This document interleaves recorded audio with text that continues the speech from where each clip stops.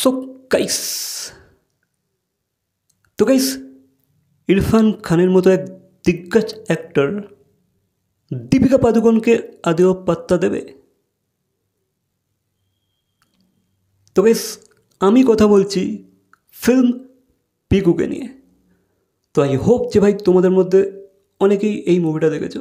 আমি তো দেখেছি আর আমার মুভিটা দুর্দান্ত লেগেছে, ঠিক আছে। আমার মুভিটা বেশ লেগেছে, যেহেতু মুভিটাতে একটা লাইট কমেডি আছে, একটা সিচুয়েশনাল কমেডি আছে, তার সাথে সাথে প্রত্যেকের অ্যাক্টিং ওয়াজ টপ নচ, দুর্দান্ত অ্যাক্টিং করেছিল। আর তার উপর তো লাইট কমেডি আছেই। তো ওভারঅল মুভিটা আমার বেশ লেগেছে, ঠিক আছে। তো গাইস এই পিকু মুভিটা করার সময় যখন দীপিকা আর ইরফানকে কাস্ট করা হয়েছিল, ঠিক আছে, যখন তাদেরকে এই রোলগুলো অফার করা হয়েছিল, তো তখন দীপিকার মনেতে অনেক কটা প্রশ্ন উঠেছিল।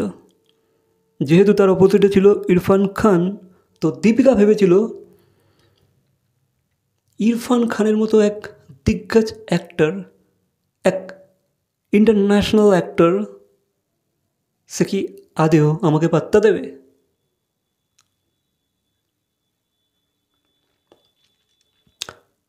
সে কি আদেও আমাকে পাত্তা দেবে? যেহেতু সে একটা কমার্শিয়াল সিনেমার হিরোইন, তো সে কি আদেও পাত্তা পাবে ইরফান খানের কাছে? তো এই প্রশ্নটা কিন্তু দীপিকা পাদুকোনের মাথায় চলছিল, ঠিক আছে।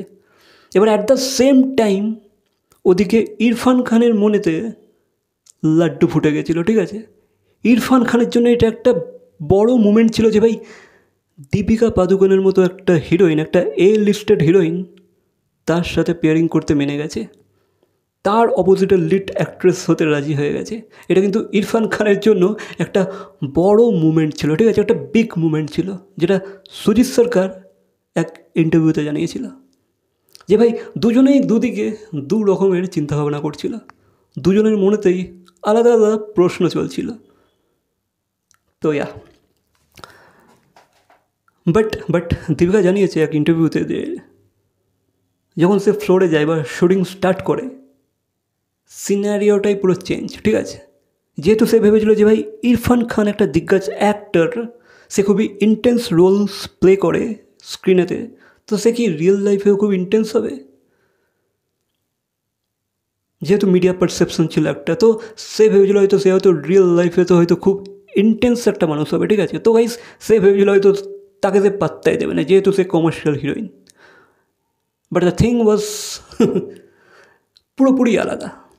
তো তার সাথে সে কাজ করে খুবই মজা পেয়েছে, আর যেটা সে ভেবেছিল তার থেকে পুরোপুরি জিনিসটা ডিফারেন্ট ঘটেছে তার সাথে, ঠিক আছে। যেহেতু গাইস সে একটা বড় অ্যাক্টর, আর বড় অ্যাক্টরদের এটাই হচ্ছে প্যাশন, ঠিক আছে। তারা কিন্তু যারা রিয়েল অ্যাক্টর হবে না, যারা রিয়েল মানুষ হবে না, তারা ভাই অত নাটক করে না, ঠিক আছে, যে আমি খুব বড় অ্যাক্টর, এটাকে আমাকে সবাইকে শো করতে হবে, এই জিনিসটা তারা করে না। আর সেটাই সে ইরফান খানের মধ্যে পেয়েছিল, খুবই একটা ভালো মানুষ। আর তো এই প্রশ্নটা কিন্তু দুজনের মনেই ছিল, ঠিক আছে, দুজনের মনেই দু রকমের প্রশ্ন ঘুরছিল।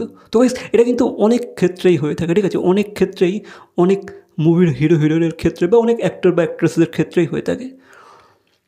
তারা ফার্স্ট টাইম কাজ করার আগে কিন্তু অন্যজনের ব্যাপারে আলাদাই পারসেপশন নিয়ে আসে, বাট গাইস যখন তারা একসাথে কাজ করে অন সেট, তাদের পারসেপশন, তাদের চিন্তাভাবনা, তাদের থট সবই চেঞ্জ হয়ে যায়, ঠিক আছে, একে অপরের বিষয়ে তাদের চিন্তাভাবনা পুরোপুরি চেঞ্জ হয়ে যায়। যে ভাই না, এই মানুষটাকে আমি এরকম ভেবেছিলাম, বাট এই মানুষটা তো পুরোপুরি আলাদা, একে আমি খারাপ ভেবেছিলাম, এ তো খুবই ভালো বেরোলো। তো গাইস এগুলো হয়েই থাকে, ঠিক আছে, এগুলো আমাদের রিয়েল লাইফে তো ঘটে থাকে।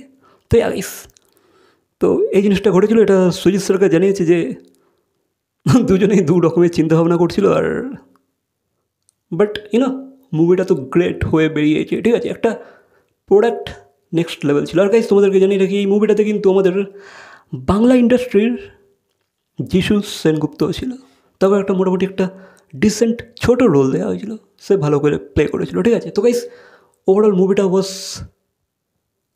অসাম। তো এই বিষয়ে তোমাদের কি মতামত অবশ্যই কমেন্ট করে জানাবে। আর তোমরা কি পিকু দেখেছো? দেখে থাকলে তোমাদের কেমন লেগেছে অবশ্যই কমেন্ট করে জানাবে।